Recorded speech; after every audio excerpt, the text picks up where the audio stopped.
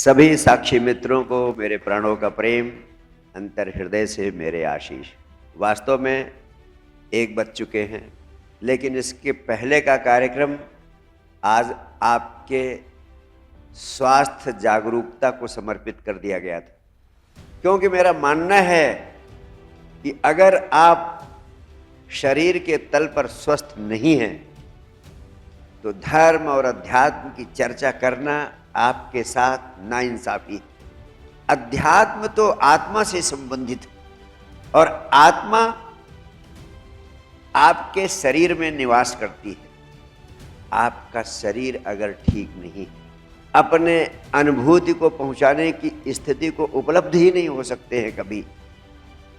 इसीलिए मैं कहता हूं, अध्यात्म का पहला चरण है स्वस्थ शरीर, और स्वस्थ शरीर के लिए 3 चीजें जरूरी हैं: सम्यक आहार, सम्यक व्यायाम, सम्यक विश्राम।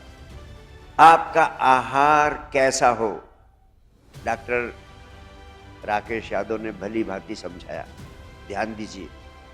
सम्यक व्यायाम, हर व्यक्ति को 1 घंटा व्यायाम करना जरूरी, और सम्यक विश्राम के 2 अर्थ। एक, 24 घंटे में 7 से 8 घंटे की गहरी नींद जरूरी है, और उसके साथ नींद के अलावा जो आपके घंटे हैं, 16-17 घंटे जो आप जागते हैं, उसमें आप विश्राम पूर्ण रहें। तो आप जहां हो, जैसे हो, जो कर रहे हो वहां वैसे उसे करते हुए विश्राम पूर्ण रहो। भरोसा रखो, ना तो धरती फटने वाली है, ना आसमान टूटकर तुम्हारे ऊपर गिर जाने वाला है। आज तक ऐसा नहीं हुआ, आगे भी ऐसा नहीं होगा। जहां हो, जो कर रहे हो उसे विश्राम पूर्ण होकर करो। ये आदत है, डाली जा सकती है। अभी तुम्हारी आदत बिल्कुल विपरीत है, उल्टी है। तुम चाहो तो अपनी गलत आदत छोड़कर अच्छी आदत, सही आदत डाल सकते हो। इसलिए मैं कहता हूं, विश्राम पूर्ण होने की कला सीखो। तुम कहते हो कि ध्यान नहीं लगता, गुरुजी ध्यान के अलावा कुछ भी करा लो। कहो तो मैं गीता पढ़ता रहूं, कहो तो रामायण पढ़ता रहूं, कहो तो मंत्र पढ़ता रहूं, कहो ये पाठ करूं, कहो वो पाठ करूं, लेकिन ध्यान नहीं लगता। ध्यान के लिए आप तैयार नहीं होते हो, और अंड बंड सब कुछ कर सकते हो। दोहा, चौपाई, गीता, कुरान, बाइबिल सब बांच सकते हो, पढ़ सकते हो, पाठ कर सकते हो, लेकिन वो सारा पाठ तुम सिर्फ इसलिए कर सकते हो कि अशांति, बेचैनी, तनाव में रहते हुए ऊपर से पाठ करते चले जाओ, मंत्र जपते चले जाओ। वो सब सारा का सारा व्यर्थ चला जाता है, किसी काम का नहीं। मैं सिर्फ यही कहता हूं, तुम्हें ध्यान पूर्ण होने के लिए कोई प्रयास करने की जरूरत नहीं। एक अभ्यास, एक आदत, साधना का अंग बना लो। जहां हो, जैसे हो, विश्राम पूर्ण हो जाओ। विश्राम पूर्ण होकर जीवन जीना ही ध्यान है। ध्यान को समझो। अगर ध्यान की समझ आ जाए तो ध्यान करने के लिए घंटा, 2 घंटा, आधा घंटा बैठने की भी जरूरत नहीं है। जो भी काम कर रहे हो उसको करने की गुणवत्ता का नाम ध्यान है। और अगर ये 3 चीजें आपकी जिंदगी में हो जाएं, सम्यक आहार, सम्यक व्यायाम, सम्यक विश्राम, ठीक ढंग से खाना पीना, ठीक ढंग से व्यायाम करना, और ठीक ढंग से सोना और विश्राम पूर्ण रहना, ये 3 चीजें आपको आ जाए, ये आपकी जिंदगी का अनिवार्य अंग बन जाए, तो अध्यात्म के लिए आपको जो करना है वो इतना सहज हो जाएगा, इतना खेल पूर्ण हो जाएगा। और खेल खेल में तुम कैसे परम आनंद के रूप में साक्षात परमात्मा को प्रकट कर लोगे, जिसका हिसाब लगाना मुश्किल। इसलिए मैं तुम्हें तरह तरह की व्यर्थ प्रक्रियाओं से मुक्त करना चाहता हूं। अगर इस तरह जीना तुम्हें आ जाए, जिसको डॉक्टर साहब कहते हैं लाइफ स्टाइल। आज की जितनी बीमारियां हैं सब लाइफ स्टाइल डिजीजेज हैं, इंक्लूडिंग इवन योर कैंसर। आजकल सबसे बड़ी, हर 4 आदमी में 1 आदमी हार्ट अटैक से मर रहा है। कितना खतरनाक है।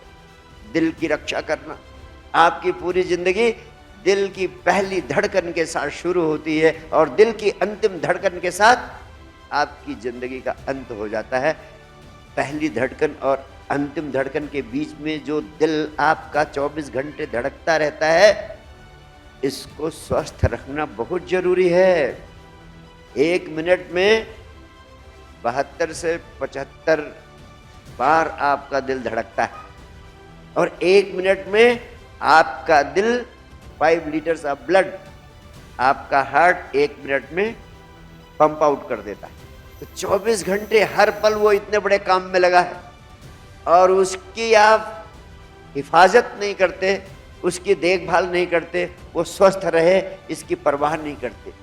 इतना महत्वपूर्ण जीवन उस दिल के बदौलत आपको उपलब्ध हो रहा है, तो उस दिल की परवाह करना आपको जरूरी है। आप कहते हो दिल ही तो है, मानता नहीं। दिल मानता है अगर उसकी हिफाजत करना, उसकी परवाह करना आपको आ जाए। दिल के प्रति जागरूकता हृदय के स्वास्थ्य के लिए बहुत जरूरी है, अनिवार्य है। और हृदय का स्वास्थ्य, आज बताइए 1/4 जनसंख्या हृदय की बीमारी से ग्रस्त है। और आप हैरान होंगे ये जानकर कि 50% से अधिक लोग 50 साल की उम्र से कम के लोग हैं जो हृदय का शिकार होते हैं, जो हृदय रोग का शिकार होते हैं।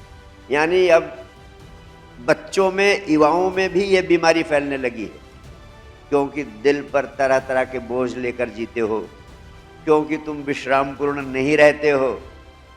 विश्राम पूर्ण करो। विश्राम पूर्णता आपको अगर याद रही, ध्यान में रही, तो घर में झगड़े नहीं करोगे, घर में लड़ाइयाँ नहीं करोगे, घर में तनाव नहीं करोगे। इस सब का असर आपके हार्ट पे पड़ता है।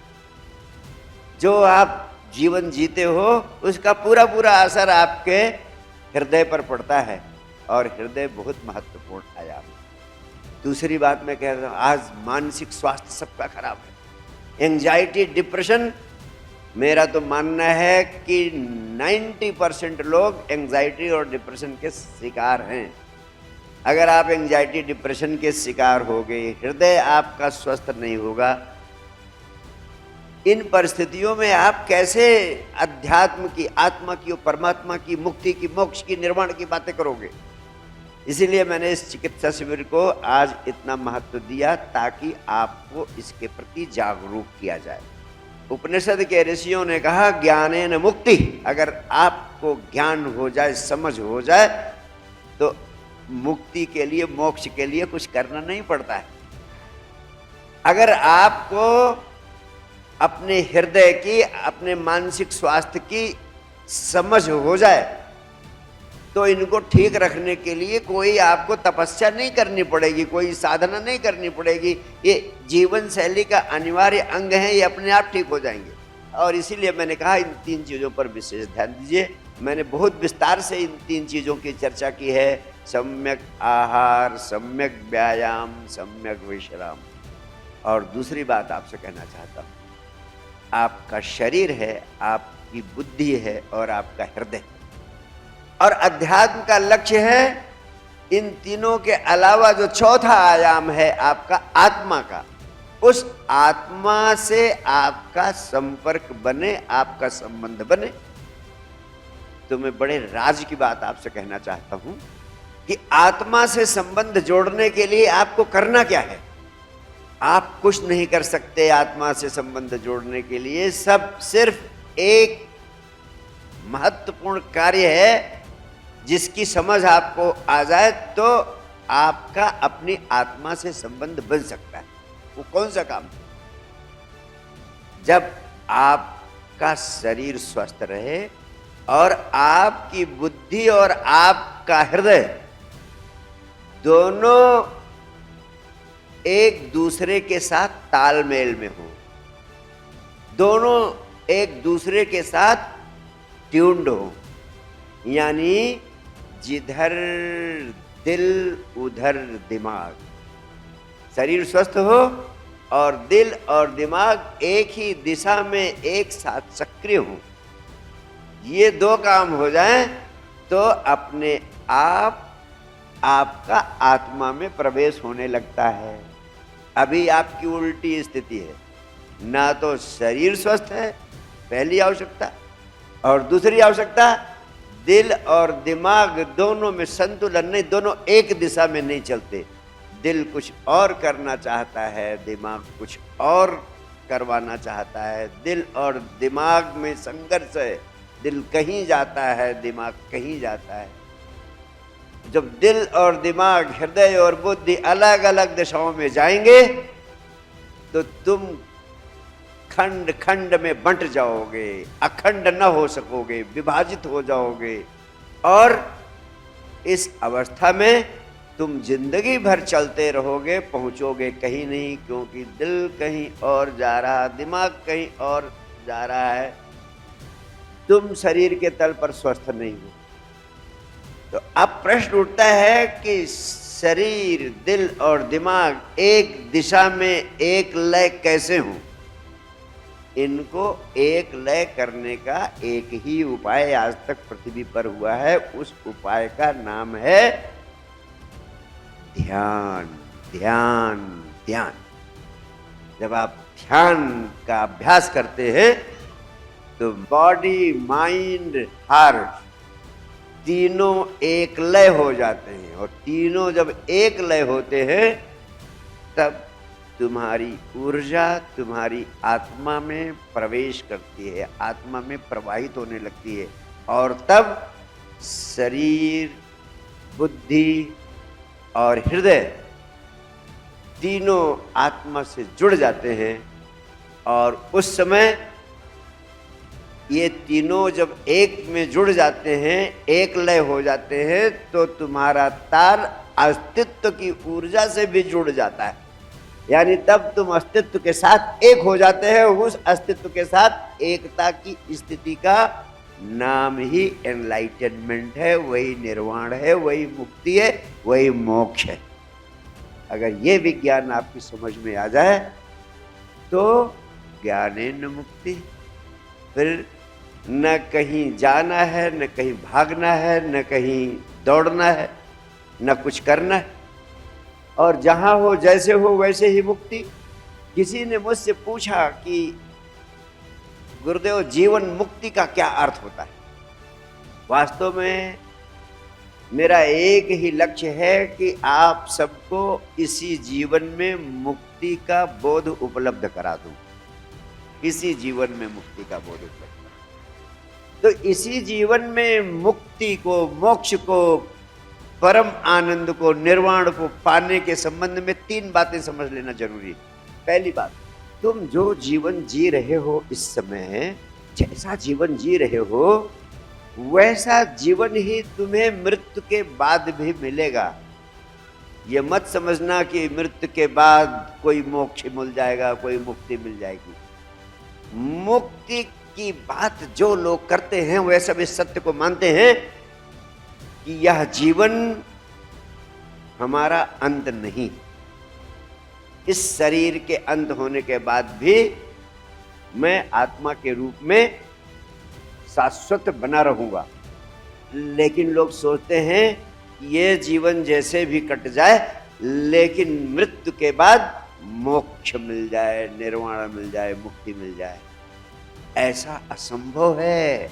जिन्होंने जाना जीवन को, जिन्होंने जाना स्वयं को, उन सारे अध्यात्म के वैज्ञानिकों ने कहा जैसा जीवन तुम्हारा आज है, जो जीवन तुम इस समय जी रहे हो, वैसा ही मृत्यु के बाद भी होगा।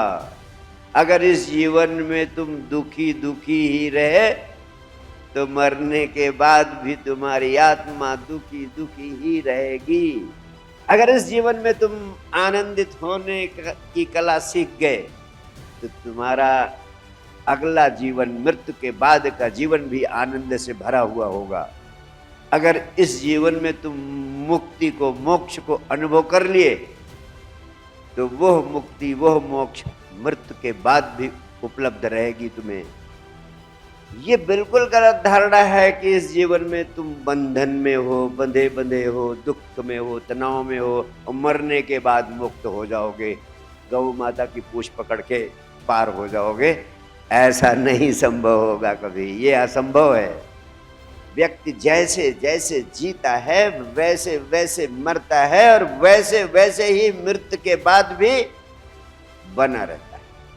जो विचार, जो भाव तुम्हें आज के जीवन में घेरे रहते हैं, वही विचार, वही भाव तुम्हारी आत्मा के चिप के साथ अगले जीवन में भी प्रवेश कर जाते हैं और तुम उन्हीं सारी बीमारियों को लेकर अगले जन्म में पैदा होते हो। इसलिए इस जीवन में तुम्हारे विचार, तुम्हारे भाव और मुक्ति का बोध तुम्हें मिल जाए तो सारी बात बन सकती है।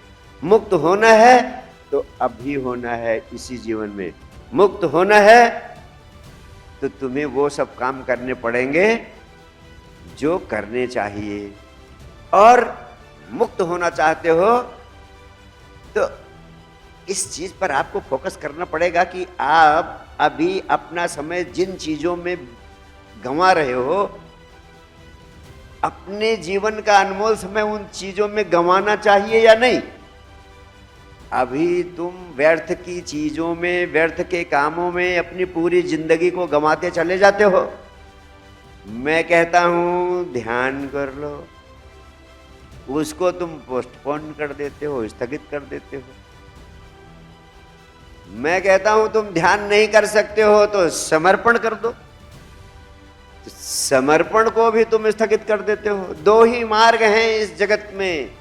जितने धर्म पैदा हुए इस पृथ्वी पर, जितना अध्यात्म पैदा हुआ इस जगत में, उसमें परम आनंद को, परमात्मा को, मुक्ति को, मोक्ष को, निर्वाण को इसी जीवन में पाने के लिए दो मार्ग पैदा हुए। एक मार्ग है ध्यान का,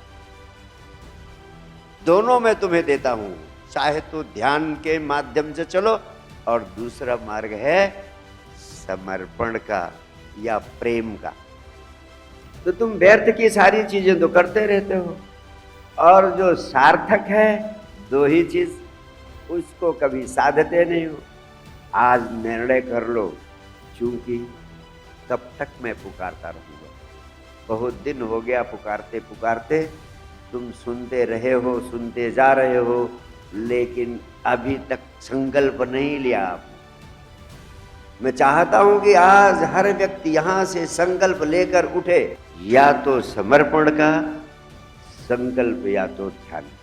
समर्पण का अर्थ है कि ध्यान मुझसे होता नहीं, मैं स्वयं को सद्गुरु के माध्यम से अस्तित्व के हाथों में छोड़ता हूं। अगर इस तरह छोड़ने की, प्रेम की घटना तुम्हारे भीतर घट सकती है तो समर्पण तुम्हारा मार्ग है।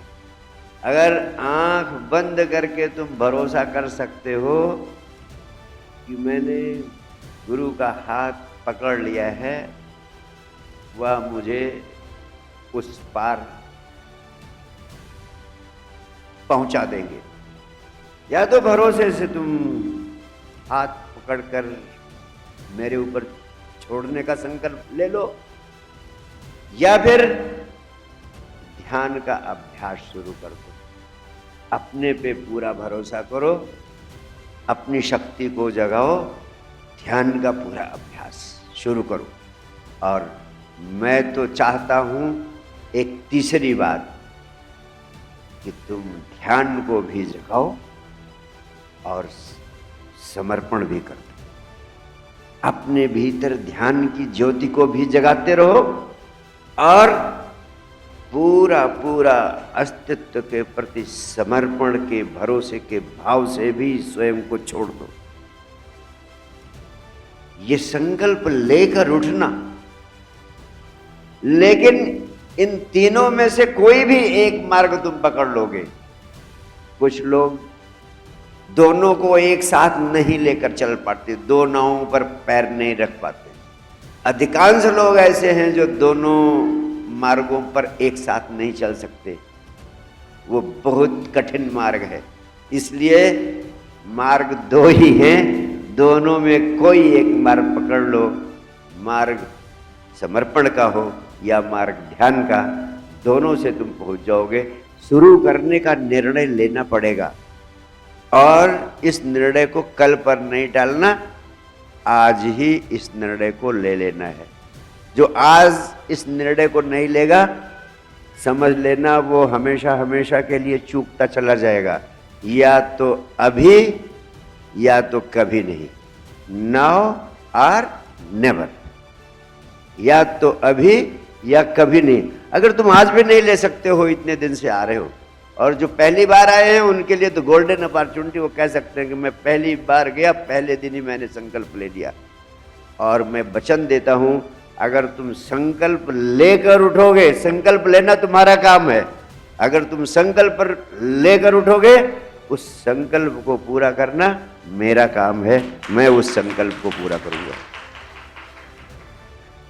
संकल्प लो और मुझे उपलब्ध रहो। मैं वचन देता हूं, मैं असंख्य लोगों को उस पार पहुंचा सकता, लेकिन ऐसे ही लोगों को जिनके भीतर संकल्प जाग सका हो। और याद रखना, अभी यही इसी जीवन में ही सब कुछ करना है। अगले जन्म के लिए मैं नहीं छोड़ना चाहता हूं। जो इस जन्म में पालोगे वही मरने के बाद भी तुम्हारे साथ रहेगा, और कोई दूसरी चीज तुम्हें मरने के बाद नहीं मिलेगी। इसलिए इसी जीवन में सब कुछ पाना है। पहला महासूत्र है जीवन मुक्ति के विज्ञान का, और जीवन मुक्ति के विज्ञान का दूसरा आयाम है भागो नहीं, सिर्फ जागो। तुम्हें कहीं भागना नहीं है, ना मंदिर, ना मस्जिद, ना काशी, ना कैलाश, ना काबा, कहीं नहीं जाना। जहां हो, जीवन जैसे मिला है उसमें गहरा राज है। ये अस्तित्व इनफाइनाइट इंटेलिजेंस है। अगर अस्तित्व ने तुम्हें संघर्षपूर्ण जीवन दिया है तो उस संघर्षपूर्ण जीवन को ही स्वीकार कर लो, वही तुम्हारे लिए वरदान हो जाएगा। सिर्फ तुम्हारे भीतर स्वीकार का भाव आ जाना चाहिए। ये नहीं कि देखो उसके पास तो इतनी खुशियां हैं, मेरे पास तो इतना संघर्ष है। नहीं, बस सर्व स्वीकार के भाव से महाक्रांति पैदा होती है, महारूपांतरण पैदा होता है, महाविस्फोट पैदा होता है। और अस्तित्व या परमात्मा किसी से भेदभाव नहीं करता है। अगर तुम उसको स्वीकार कर लो तो वही तुम्हारे लिए वरदान बन जाएगा। संत कबीर जैसे लोग, रैदास जैसे लोग, दादू जैसे लोग, पलटू जैसे संत कितनी संघर्षशील परिस्थितियों में रहते हुए भी बुद्धत्व को, परम आनंद को उपलब्ध हुए। नहीं तो कबीर को कैसे मिलता? बेचारे इतना संघर्षपूर्ण जीवन कि जो लोग उनके पास आते थे सत्संग करने के लिए, उनको रोटी भी खिलाने की व्यवस्था नहीं कर पाते थे, मांग मांग के रोटी खिलाते थे। अगर तुम अपनी परिस्थिति को स्वीकार कर लो तो परिस्थितियां नीचे बैठ जाती हैं, तुम उन पर सवार हो जाते हो, और उन पर सवार होकर तुम अपने डेस्टिनेशन को, अपने गंतव्य को उपलब्ध हो जाते हो। और जीवन मुक्ति का तीसरा आयाम है कि जीवन के किसी भी अनुभव को छोड़ना नहीं है, क्योंकि जो भी जीवन के अनुभव हैं वह सब परमात्मा के दिए हुए हैं। जीवन में जो कुछ भी उपलब्ध है सबके अनुभव से गुजर जाना है। जीवन में जो कुछ तुम्हें मिला है किसी भी चीज से भागना नहीं है, क्योंकि जिन्होंने जाना उन्होंने कहा रसो वैसा, यानी परमात्मा रस रूप है। तुम्हें जिन चीजों में रस आए, जिन चीजों में रास आए, जिन चीजों में स्वाद आए, उन्हें तुम साधन बना लो। मूर्ख लोग साधन को भी बाधा बना लेते हैं, समझदार लोग बाधा को भी साधन बना लेते हैं। इसलिए तुम समझदारी पैदा करो कि जीवन जिन जिन रूपों में मिला है, परमात्मा तुम्हारे जीवन के आनंद के विपरीत नहीं है। यानी जीवन में जिन जिन चीजों में तुम्हें आनंद मिलता है, स्वाद मिलता है, रस मिलता है, उनका पूरा भोग करो। सारे धर्म, पुराने धर्म परमात्मा के विरोधी कहे जा सकते हैं, क्योंकि सारे महात्मा लोग जीवन के रस के विपरीत हैं।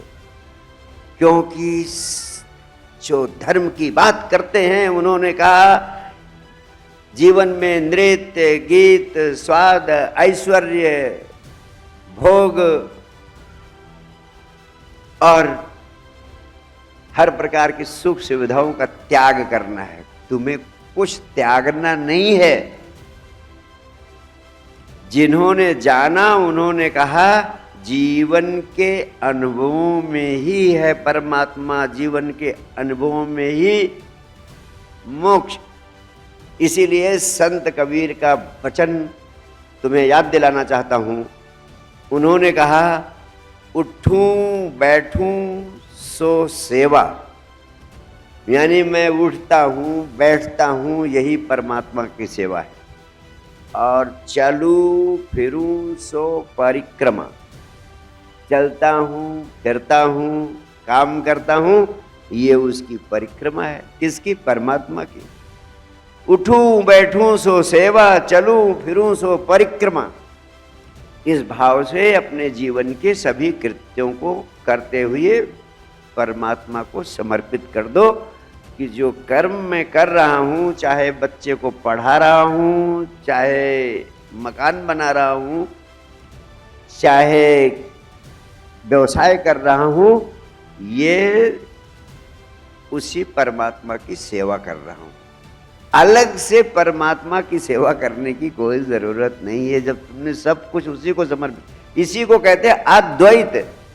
जिन्होंने जाना उन्होंने इस परम विज्ञान को प्रकट किया, जिसे हम कहते हैं अद्वैत। यानी इस अस्तित्व में दूसरा कुछ है ही नहीं, जो कुछ है वो सब परमात्मा ही है।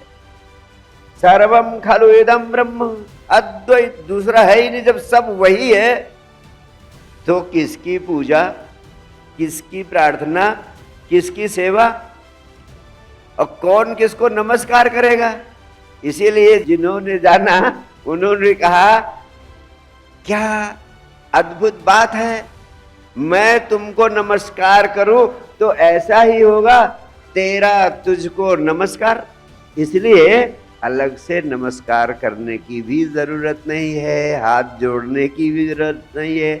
जब एक ही है तो हाथ जोड़ने वाला भी वही है, और जिसके प्रति हाथ जोड़ रहे हो वो भी वही है।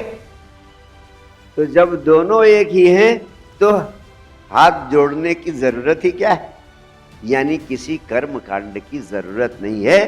धर्म सिर्फ समझ की क्रांति है। तुम समझ जाओ तो वही जो संत कबीर ने कहा, उठूं बैठूं सो सेवा, चलूं फिरूं सो परिक्रमा। और जो तुम काम करते हो वो सब उसकी सेवा है, वही उस परमात्मा की परिक्रमा है। ये तीन चीजें आपकी समझ में आ जाएं तो इसी जीवन में जीवन मुक्ति तुम्हें उपलब्ध हो सकती है। बहुत बहुत प्यार, बहुत बहुत आशीर्वाद। Thank you.